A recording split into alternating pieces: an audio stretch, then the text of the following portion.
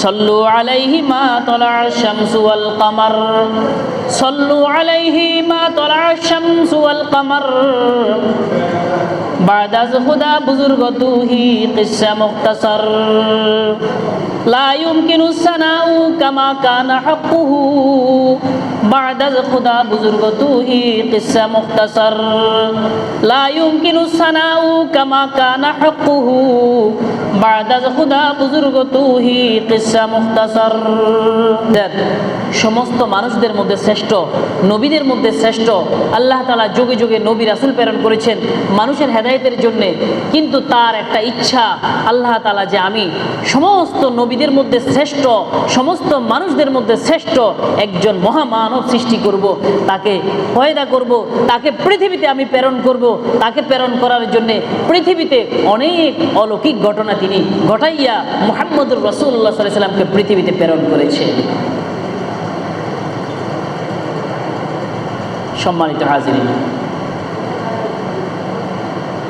আল্লাহ রাসূল সাল্লাল্লাহু আলাইহি ওয়াসাল্লাম যখন 571 খ্রিস্টাব্দে জন্মগ্রহণ করেন 9 রবিউল আউয়াল সুবহে সাদিকের সময়, সূর্য উদিত হওয়ার আগে ফজরের সময় পৃথিবীর অবস্থা কেমন ছিল?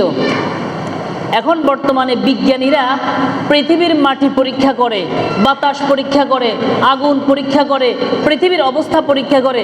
তখন পাদ্রী ছিল, ওই পাদ্রীরা পৃথিবীতে কি ঘটেছে, কি হচ্ছে সব তারা বুঝতে পারে। তারা হন্য হয়ে খুঁজত মুহাম্মাদুর রাসূলুল্লাহ সাল্লাল্লাহু আলাইহি সাল্লাম এই পৃথিবীতে জন্মগ্রহণ করবে। তাওরাতের মধ্যে এসেছে, তারা তাওরাতের মধ্যে এবং ইনজিলের মধ্যে যে দিক নির্দেশনা এসেছে যে ইয়াসরাবের মধ্যে জন্মগ্রহণ করবে। কোথায়? ইয়াসরাব। কোথায়? ইয়াসরাব কোথায়? মদিনার আগের নাম ছিল ইয়াসরাব।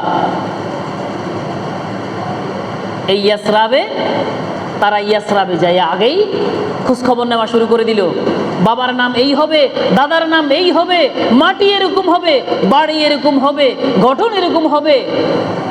ইহুদি খ্রিস্টানরা আগে থেকে অ্যালার্ট। তাদের তাওরাত এবং ইনজিলে বর্ণিত আছে মুহাম্মদুর রাসূলুল্লাহ সাল্লাল্লাহু আলাইহি ওয়াসাল্লামের চরিত্র, গঠন, আবহাওয়া, কোন সময় তিনি জন্মগ্রহণ করবেন। তারা হন্যে খুঁজতেছে। তারা চাইছিল, ইহুদিরা চাইছিল যে আমাদের ইহুদি বংশের থেকে জন্মগ্রহণ করবে। খ্রিস্টানেরা চেয়েছে আমাদের খ্রিস্টান বংশ থেকে জন্মগ্রহণ করবে। দুই দলে কি করতেছে? আশাবাদী আমাদের বংশ থেকে জন্মগ্রহণ করবে এবং আমরা গিয়া ঈমান আনয়ন করব। আল্লাহ রাসূল সাল্লাল্লাহু আলাইহি ওয়াসাল্লাম যখন জন্মগ্রহণ করলেন তখন বর্তমানে পরাশক্তি বর্তমানে বলা হয় আমেরিকা, চীন, রাশিয়া। তৎকালীন পরাশক্তি ছিল রোম, পারস্য, ইরান সহ আশেপাশের অঞ্চল নিয়ে গঠিত পারস্য সাম্রাজ্য ছিল পরাশক্তি। এই পরাশক্তি যখন পৃথিবীতে রাজত্ব করছিল, হঠাৎ করে 9 রবিউল আউয়াল 571 খ্রিস্টাব্দে এক বিশাল ভয়াবহ অবস্থা পৃথিবীতে তৈরি হয়েছিল। পারস্য দেশে একটা অগ্নিকুণ্ড ছিল, বছর থেকে যেটা জ্বলতো, এটা নিভতো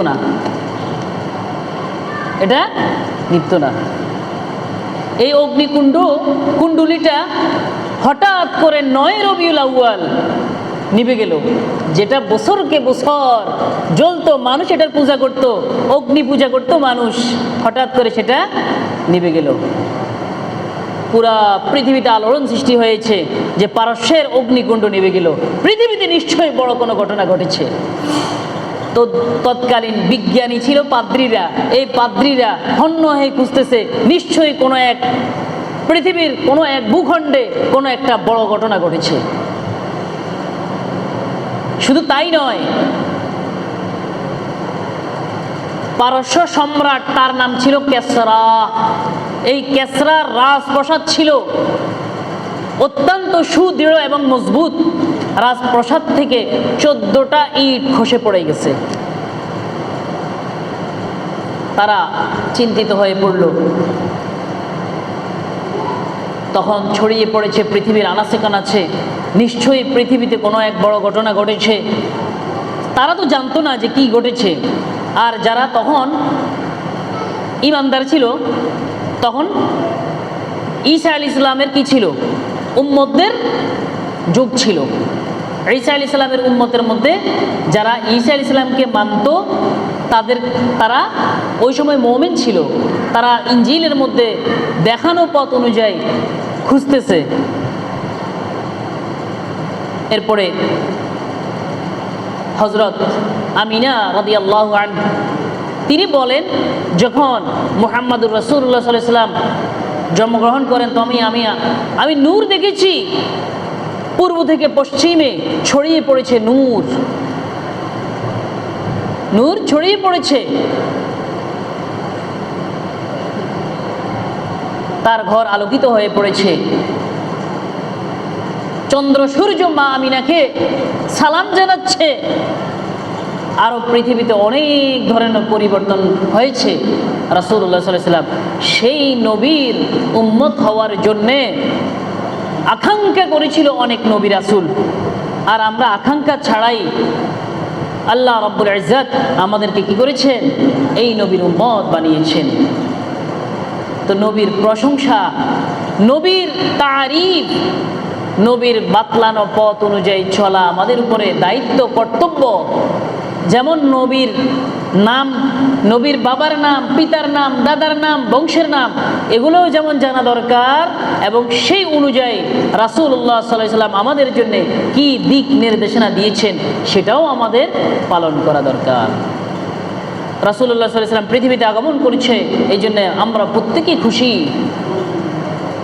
এই খুশি যে আমরা শুধু খুশি হলে চলবে না, আমাদের আরো কিছু কাজ আল্লাহ রাসূল আমাদেরকে দিয়ে গেছেন। সূরা আম্বিয়ার 109 নম্বর আয়াতে আল্লাহ রাব্বুল ইজ্জত বলেন, ওয়ামা আরসালনাকা ইল্লা রাহমাতাল লিল আলামিন। হে হাবিব, আমি পুরা পৃথিবীর জন্য আপনাকে রহমত হিসেবে নাজিল করেছি। আপনাকে পুরা পৃথিবীতে রহমত হিসেবে আমি আপনাকে প্রেরণ করেছি। সুতরাং এই রহমতের কারণে, মুহাম্মাদুর রাসূলুল্লাহ সাল্লাল্লাহু আলাইহি ওয়াসাল্লামের কারণে আজকে আমাদের উপরে অনেক আযাব গজব আসতেছে না। এই রহমত প্রতিবন্ধক আযাব গজব আসতে। যেমন আগের নবীর উম্মতদেরকে আল্লাহ তাআলা অন্যায় করলে আযাব দিয়ে ধ্বংস করে দিতেন। এই রহমতের কারণে, রাহমাতুল লিল আলামিনের কারণে আজকে একজন মানুষ শত শত আযাবের কাজ করতেছে, তারপর আযাব আসতেছে না। কত পাপাচারী লিপ্ত হইতেছে, আযাব গজব আসতেছে না। মুহাম্মদুর রাসূলুল্লাহ সাল্লাল্লাহু আলাইহি ওয়াসাল্লাম রাহমাতুল লিল আলামিনের কারণে। সম্মানিত হাজিরিন, হযরত আবু হুরায়রা রাদিয়াল্লাহু তাআলা আনহু থেকে বর্ণিত, তিনি বলেন, সাহাবায়ে কেরাম আল্লাহ রাসূলকে জিজ্ঞেস করেছিলেন, ক্বালু ইয়া রাসূলুল্লাহ, হে আল্লাহর রাসূল, মাতা ওয়াজাবাত লাকান নবুওয়া, আপনি নবুয়ত পেয়েছেন কখন? আপনি কখন থেকে নবী হয়েছেন? আল্লাহ রাসূল বলেন, ওয়া আদামু বাইনার রূহি ওয়াল জাসাদ, যখন বাবা আদম আলাইহিস সালাম এখনো রূহের মধ্যে ছিলেন, রূহ এবং তার শরীর, রূহ এবং শরীরের মাঝামাঝিতে ছিলেন, তখন থেকে আমি নবী। সুবহানাল্লাহ। আদম আলাইহিস সালামের জাসাদ এখনো তৈরি হয় নাই, রূহ এবং জাসাদের মাঝামাঝি সময় থেকে আমি নবী। সুবহানাল্লাহ। মুহতারাম হাজিরিন, এই জন্য কবি বলেন, সল্লু আলাইহি মা তালা'আশ শামসু ওয়াল কামার, সল্লু আলাইহি মা তালা'আশ শামসু ওয়াল কামার,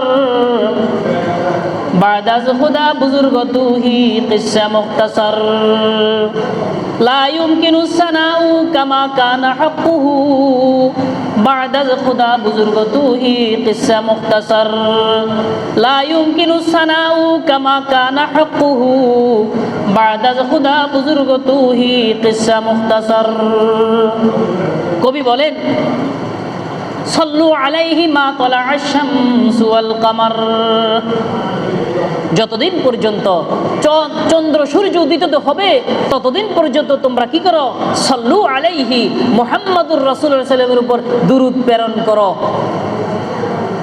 আল্লাহ রাব্বুল ইজ্জতের পরে স্থান হচ্ছে মুহাম্মাদুর রাসূলুল্লাহ সাল্লাল্লাহু আলাইহি ওয়াসাল্লামের স্থান এখানেই ঘটনা এখানেই কিচ্ছা শেষ আর কোনো কিচ্ছা নাই لا يمكن الثناء كما كان حقه لا يمكن الثناء كما كان حقه بعد از خدا بزرگ تو ہی قصہ مختصر যেভাবে নবী সাল্লাল্লাহু আলাইহি সাল্লামের প্রশংসা করা দরকার সেভাবে প্রশংসা হইতেছে না যেভাবে তার গুণগান করা দরকার সেভাবে গুণগান হচ্ছে না সম্ভব নয় কত গুণের অধিকারী কত আদর্শের অধিকারী আল্লাহ রাব্বুল ইজ্জতের পরে মুহাম্মদুর রাসূলুল্লাহ সাল্লাল্লাহু আলাইহি ওয়াসাল্লামের স্থান কিচ্ছে শেষ